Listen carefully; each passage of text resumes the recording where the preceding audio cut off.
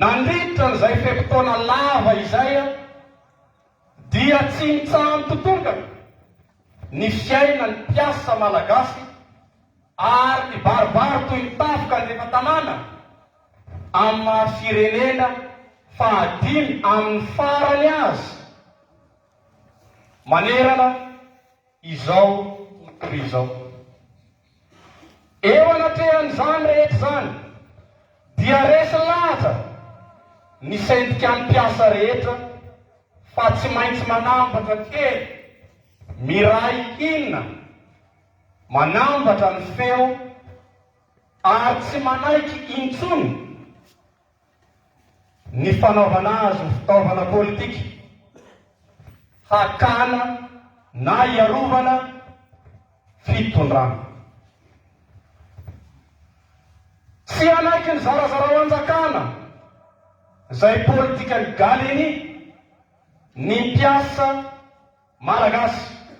Izany no antony nahatonga ny CSS namaly an'ireo namana mpitarika syndikany hoe tsy misy birao isika, tsy misy filoha ihany koa, fa isika rehetra dia samy mitarika daholo satria fantatra ny olana ateraky ny fametrahana an'izay rafitra izay.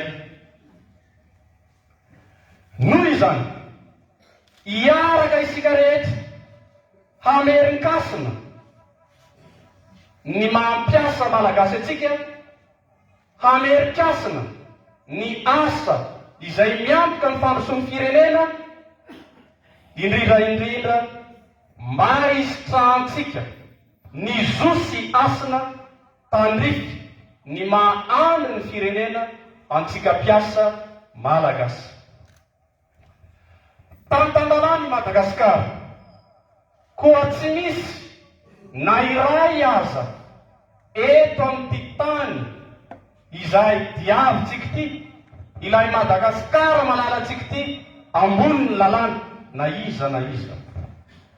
Tsy maintsy ajaina toy ny anakalika maso ny fanatanterahana amin'ny antsipiriany ireo rijanteny maro samihafa miantoka ny zo ny mpiasa, indrindra ny fiahina ara-tsosialy ny mpiasa eto Madagasikara toy ny karama ampy, hivelomana sy mifanaraka amin'ny voalazany ao amin'ny lalam-panorenana dia ny 2020 izay milaza toy izao manaraka izao: ny olom-pirenena tsirairay dia mananjo handray valikasasarany mifandanja amin'ny asa ataony izay ahafahany miantoka azy sy ny ankohonany ny fiainana araka ny fahamendrehany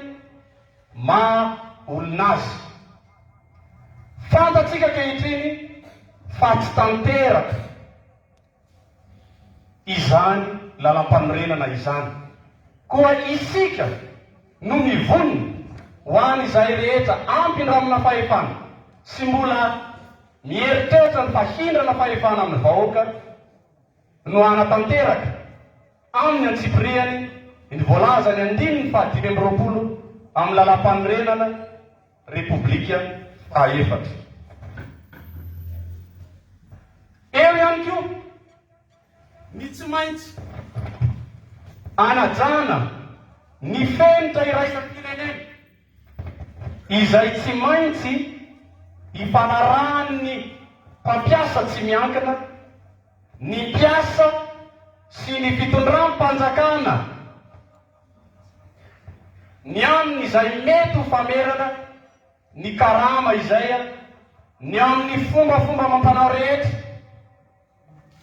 mahakasika ny mpiasa manokana, ny famindrano-toerana na ihany koa ny mety ho zo sy ny adidiny mifanandrify amin'izany.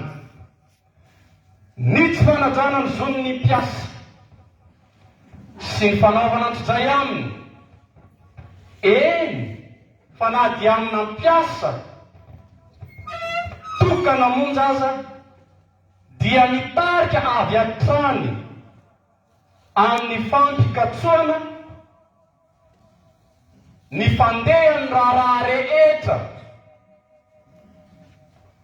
eto amin'ny tany sy ny firenena izay tanterahantsika fiombonana ny syndicat mpiasa rehetra eto Madagasikara.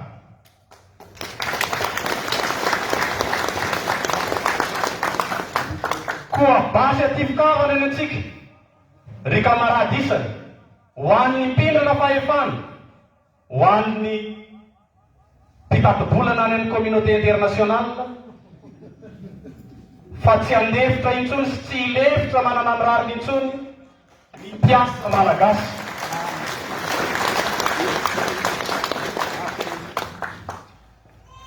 Manao antsoavo amin'ny zanaky ny firenena ny manam-panahy isan-tsokajana mba samy sarotiny sy ho saro-piaro amin'ny zo sy hasina ananany ary hijoro hatrany ho fanohitry ny herim-pamokarana eto amin'ny tanindrazana iombonana.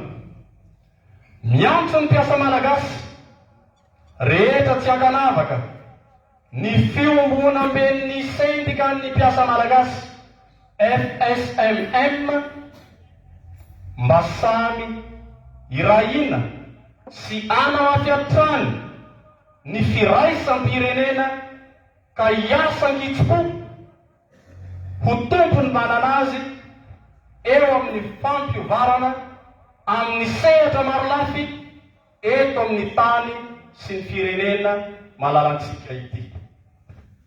Ry mpampiasa, ry mpindrana fahefana, ry tompona andraikitra isan'ambaratongany, ampy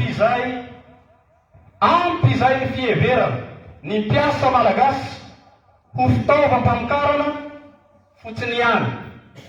Aoka izay nitsindry azo lena sy ny antso-dray isan-karazany ampiaranareo amin'ny mpiasa. Koa andao isika na mpiasa zany na mpampiasa zany na olo-pirenena tsotra, indrindra ireo mpiara-miombonantoka mba samy hiara isalay hanavitra ka hampandroso ny firenena iombonantsika. Hoela velona ny asa sy ny mpiasa eto Madagasikara, masina ny tanindrazana.